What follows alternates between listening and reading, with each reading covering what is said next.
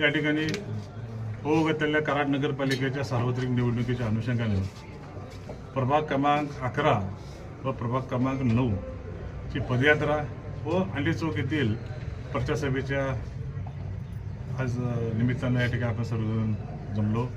प्रचार सभा या ठिकाणी संपन्न झाली.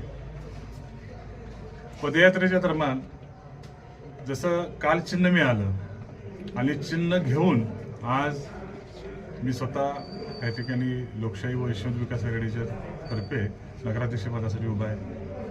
या ठिकाणी माझं चिन्ह नारळ आहे. त्याबरोबर संपूर्ण बाकी यशवंत विकास आघाडीला व लोकशाही आघाडीला नारळ आणि छत्री असं हे चिन्ह प्राप्त झालेलं आहे. 5 अतिशय शॉर्ट पिरियड आहे चिन्ह लोकांपर्यंत पोहोचवण्यासाठी, त्यामुळं खूप धावपळ होती. परंतु या पदयात्रा असतील, कोपरा सभा असतील किंवा आता चिन्ह मिळाल्यानंतर जे गावामध्ये आम्ही फिरतोय त्यामध्ये एक गोष्ट जाणवते, ही निवडणूक जनतेनं हातात घेतलेली निवडणूक आहे. हळूहळू जनता या ठिकाणी हे निवडणुकीसाठी स्वतः रस्त्यावर होत आहे.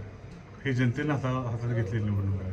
कराड शहराची अस्मिता, त्या गावाचं गावपण आणि शांतता आणि सामूहिक सहजीवन यासाठी ह्या कराड शहराची अस्मिता जपण्यासाठी हे कराडकर नागरिक या ठिकाणी सजग झालेले आहे असं या ठिकाणी आम्हाला जाणवत आहे. उद्याच्या सभेचं काय आव्हान आहे?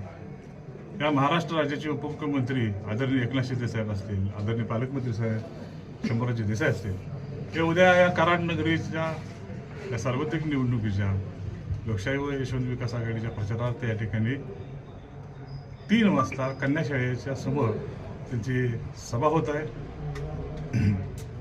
आपण पाहतोय की आदरणीय शिंदे साहेबांनी भरभरून या कराडसाठी केलं, भरभरून प्रेम दिलं. 325 कोटीचा निधी या ठिकाणी शहराला प्राप्त झाला. आज नगरविकास खात्याचे ते स्वतः मंत्री आहेत, महाराष्ट्राचे उपमुख्यमंत्री आहेत. कराडवर नितांत प्रेम करणारे आमचं नेतृत्व आहे.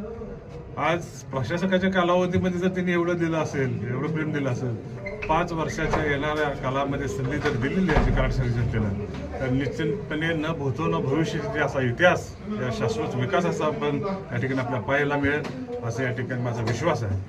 आणि उद्या जी सभा या ठिकाणी पार पडत आहे, कराड शहरातल्या नागरिकांनी बहुसंख्येनं या ठिकाणी यावं अशी या ठिकाणी मी विनंती करतो. जय